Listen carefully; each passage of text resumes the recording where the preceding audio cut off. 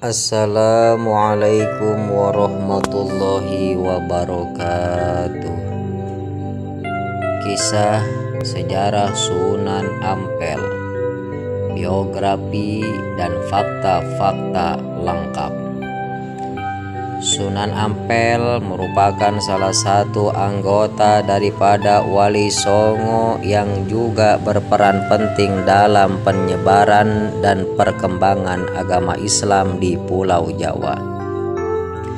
Pada kesempatan kali ini, kami akan memberikan dan mensajikan penjelasan sejarah mengenai Sunan Ampel yang mencakup biografi, kisah, sejarah, dan fakta-fakta tentang Sunan Ampel. Untuk mengetahuinya, mari kita sama-sama simak penjelasannya sampai akhir. Wali Songo adalah orang-orang yang memiliki ilmu agama Islam yang luas dan juga sangat berjuang untuk menyebarkan dan mengembangkan ajaran Islam kepada masyarakatnya, khususnya di Pulau Jawa. Salah satu anggota dari Wali Songo ini adalah Sunan Ampel. Adapun biografinya adalah sebagai berikut. Biografi Sunan Ampel. Asal-usul Sunan Ampel. Sunan Ampel merupakan anak dari pasangan Ibrahim Asmarkandi atau Maulana Malik Ibrahim dan Dewi Chandrawulan.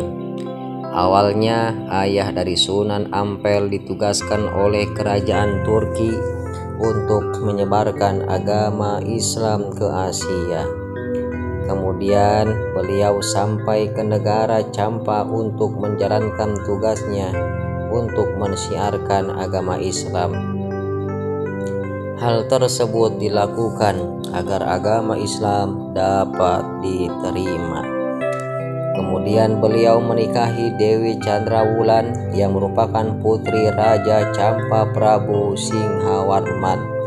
Kemudian dari pernikahan itulah terlahir seorang Raden Rahmat atau yang kita kenal Sunan Ampel. Biografi Sunan Ampel. Sunan Ampel bernama asli Raden Rahmat atau Ali Rahmatullah. Lahir pada tahun 1401 Masehi di Campa. Menurut sejarahnya, beliau dipanggil dengan sebutan Raden Rahmat ketika beliau berpindah ke daerah Jawa Timur. Banyak pendapat mengenai tempat lahirnya sang Sunan. Masyarakat mengira bahwa nama Ampel diberikan dengan alasan beliau tinggal lama di daerah Ampel Denta. Pada saat ini, daerah tersebut berada di daerah Wonokromo atau kota Surabaya. Namun hingga kini belum ada pernyataan mengenai kebenaran dari Sunan. Nama asli dari Sunan Ampel ialah Raden Rahmat. Nama lainnya Sayyid Muhammad Ali Rahmatullah. Nama ibu Dewi Chandrawulan. Nama ayah Maulana Ibrahim Al-Ghazi atau Ibrahim As-Samarkandi. Tahun lahir 1401 Masehi, tahun wafat 1481 Masehi. Tempat syiar Ampel Surabaya, tempat makam Ampel Denta Surabaya. Sunan Ampel memiliki dua orang istri, yakni istri pertama bernama Dewi Condrawati atau Nyai Ageng Manila, dan istri kedua bernama Dewi Karimah. Dari istri pertama yakni Dewi Condrawati, Sunan Ampel dikaruniai 5 orang anak, diantaranya Maulana Mahdum Ibrahim Sunan Bonang, 2 Syarifuddin atau Sunan Derajat, 3 Siti Syarifah istri Sunan Kudus, 4 Siti Mutmainnah, 5 Siti Hafsah.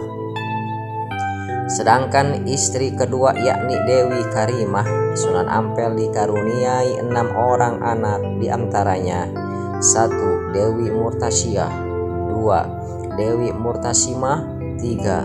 Raden Husamuddin, 4. Raden Zainal Abidin, 5. Pangeran Tumapel, 6. Raden Fakih. Kisah Sunan Ampel. Kisah tentang Sunan Ampel sudah banyak tercatat di dalam naskah atau cerita-cerita kuno yang bahkan sudah diterjemahkan, sehingga lebih memudahkan kita untuk mengetahuinya. Jika dilihat dari naskah-naskah kuno, menyebutkan bahwa Sunan Ampel memiliki kelebihan yang disebut dengan karomah. Adapun salah satu karomah atau kelebihan yang dimiliki oleh beliau adalah konon kemampuannya yang dapat menghadirkan roh Mbah Soleh yang merupakan salah satu santrinya yang terkenal dengan taat dan rajin. Pada suatu ketika beliau pernah berkata, seandainya Mbah Soleh belum meninggal, pastilah keadaan masjid akan bersih. Kemudian setelah kejadian tersebut, para santri pergi ke masjid, namun tak disangka bahwa keadaan masjid tersebut sudah bersih. Sehingga dengan kejadian tersebut para santri terkejut karena hadirnya kembali Mbah Soleh. Bahkan suatu ketika Sunan Ampel terus mengulangi ucapannya hingga sebanyak 9 kali agar Mbah Soleh hadir di masjid yang didirikan pada abad ke-18 atau sekitar tahun 1430 Masehi. Namun setelah meninggalnya Sunan Ampel, kehadiran Mbah Soleh juga ikut berhenti dan tidak pernah muncul kembali. Dari cerita tersebut dapat diambil kesimpulan bahwasanya ada 2 pendapat.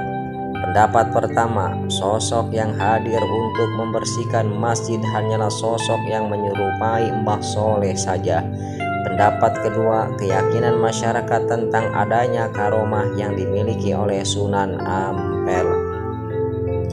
Adapun makam dari Sunan Ampel ini juga berada di bagian barat Masjid Ampel yang didirikan pada tahun 1421 Masehi dan terletak di kota Surabaya, Jawa Timur.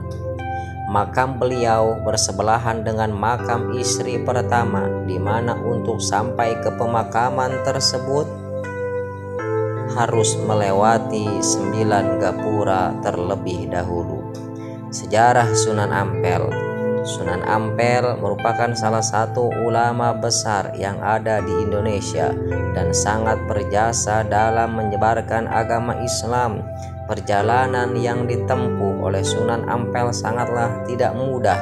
Ia harus melewati perjalanan menuju Trowulan, ibu kota Majapahit, dan beliau harus singgah di Palembang dan Tuban terlebih dahulu. Kemudian tidak berhenti di situ, beliau singgah juga untuk menyebarkan agama Islam kepada masyarakat sekitar. Menjadi sebuah catatan sejarah saat beliau menyebarkan agama Islam karena masyarakat Majapahit yang merupakan penganut agama Hindu menjadi agama Islam. Metode dakwah Sunan Ampel. Sunan Ampel menggunakan metode dakwah yang dinilai dapat membantu memudahkan masyarakatnya dapat menerimanya. Metode yang digunakan Sunan Ampel adalah melakukan pembauran dan juga pendekatan intelektual dengan diskusi secara kritis dan cerdas di dalamnya. Menggunakan pembauran dilakukan pada masyarakat menengah ke bawah, sedangkan metode pendekatan intelektual untuk masyarakat cendekia yang memiliki pemikiran luas. Fakta-fakta Sunan Ampel. Adapun beberapa fakta dari Sunan Ampel diantaranya adalah sebagai berikut. 1. Ajaran Moh Limo oleh Sunan Ampel. Sunan Ampel memiliki sebuah filosofi dalam berdakwah yang tujuannya untuk memperbaiki dan merubah moral masyarakat agar menjadi lebih baik. Ajaran yang diajarkan oleh Sunan Ampel adalah beliau mengajarkan Moh Limo. Asal kata dari Moh Limo berasal dari bahasa Jawa. moh yang artinya tidak, dan limo yang artinya 5. Sehingga moh limo adalah tidak melakukan 5 hal atau 5 perbuatan yang dilarang oleh Allah Subhanahu wa ta'ala. Adapun isi ajaran dari moh limo adalah sebagai berikut. 1. Moh mabuk, artinya tidak mabuk atau minum minuman. 2. Moh main, artinya tidak main atau tidak berjudi. 3. Moh madon, artinya tidak main perempuan. 4. Moh madat, artinya tidak memakai obat-obatan. 5. Moh maling, artinya tidak mencuri. Ajaran moh limo tersebut disambut dengan baik oleh Prabu Brawijaya. Bahkan dia menganggap ajaran agama Islam adalah yang mulia. Ajaran moh limo tersebut hingga kini masih menjadi ajaran yang dipegang umat muslim. Ajaran tersebut sekarang lebih dikenal dengan 5M. 2. Sumur bersejarah.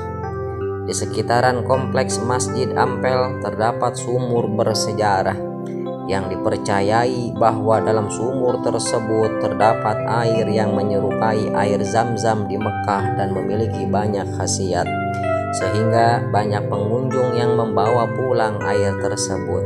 3. Lokasi makam berada dekat dengan masjid tertua ketiga.